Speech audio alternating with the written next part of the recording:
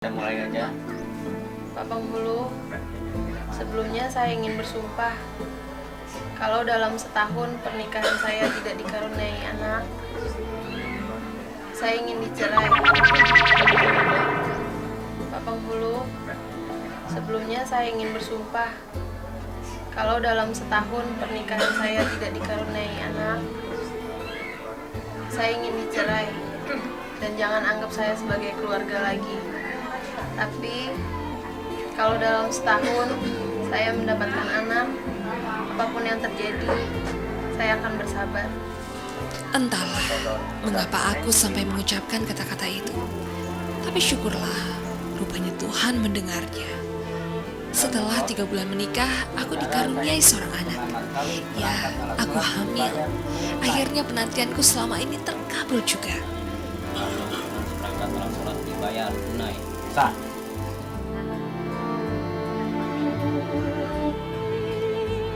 Nah, ini lah. Berarti kamu udah sah sebagai suami istri ya.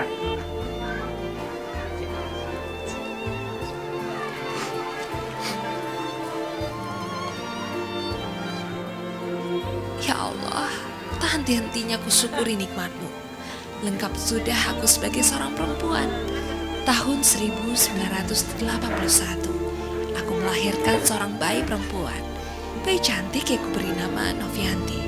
Ia pun tumbuh sebagai remaja yang sangat manis. Tentu saja kehadiran Novi membuat hidupku lebih berwarna.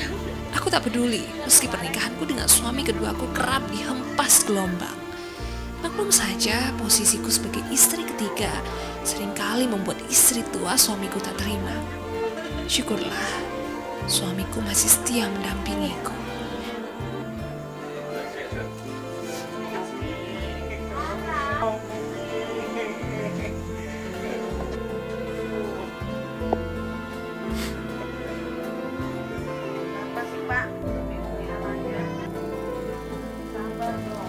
Manisnya pernikahan keduaku tak berlangsung lama.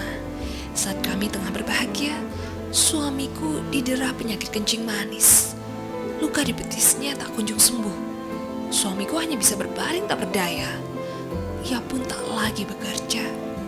Saat itulah aku memulai pekerjaanku sebagai tukang urut. Aku menjadi tulang punggung keluarga.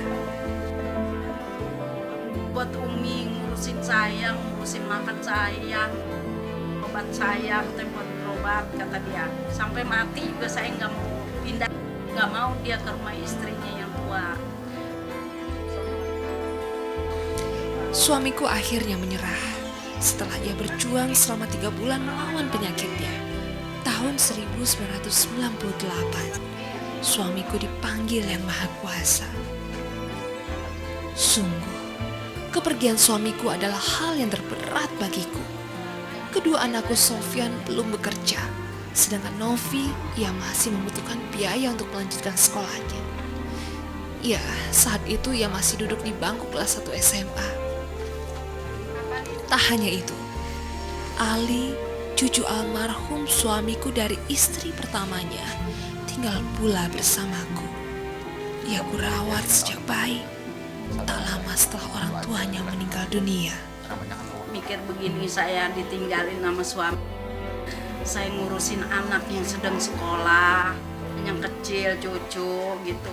Tawakal aja lah saya tadinya udah. Sepeninggal suamiku, aku pindah ke rumah orang tuaku.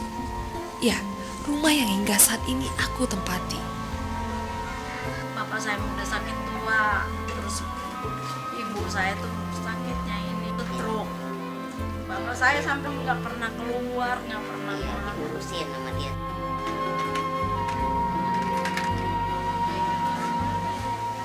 Entah mengapa, cobaan terus datang padaku.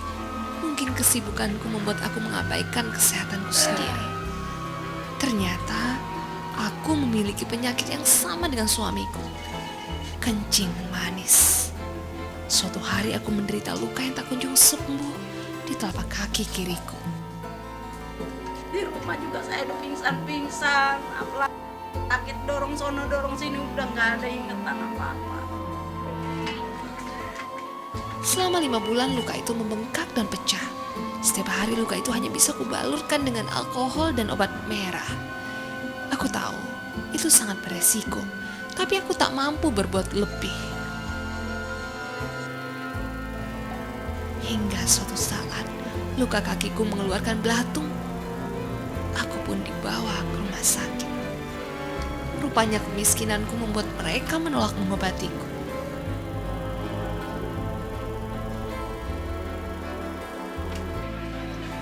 Sungguh aku sakit hati.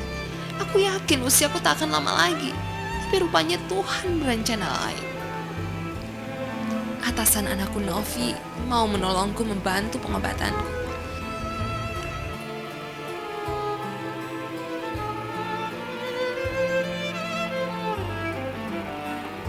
Aku pun dirujuk ke sebuah rumah sakit.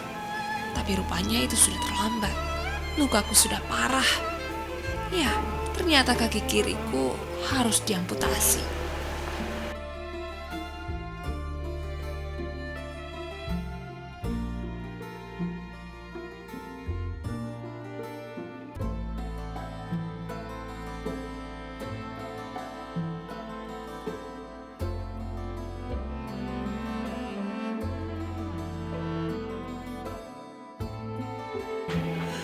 Katanya nih pegang bu kaki ibu, saya pegang. Ada nggak? Ada. Cobanya sebelah lagi nggak ada. Di situ nangis saya. Kaki saya mesti diginiin.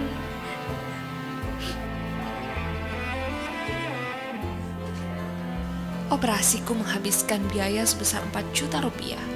Sebuah angka fantastis yang aku tak bisa membayangkan berapa banyak lembar rupiah itu. Bantuan yang tidak gratis itu sangat memberatkan karena hingga kini anakku masih berhutang pada atasannya dan sama sekali belum terbayarkan. Saya juga pengen bener bayar utang saya.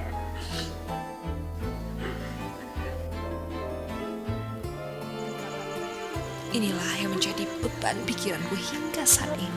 Entah apa yang terjadi bila umurku sudah dekat, sementara kondisiku semakin tak sehat. Ya Allah, ya Allah, bagaimana kami bisa melunasinya? Umur saya berapa lagi? Iya. Takut saya tutup matanya, saya melangin anak saya. Udah itu aja saya melangin sama dia. Ya, aku tak ingin mewariskan hutang pada anak cucuku.